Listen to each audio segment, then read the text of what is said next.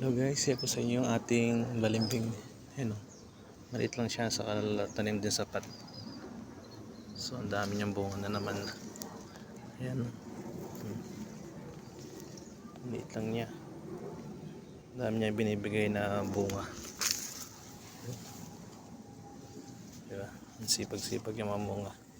Ang hinog na o.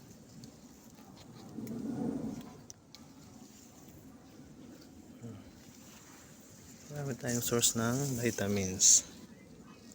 Ayan, lit-lit lang niya. Tapos once na nag-fruit, talagang dire-diretso na. Ayan, may mga bulaklak pa.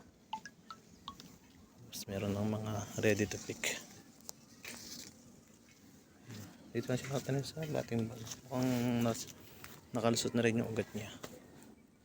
So ayan lang siya. Dahil bunga.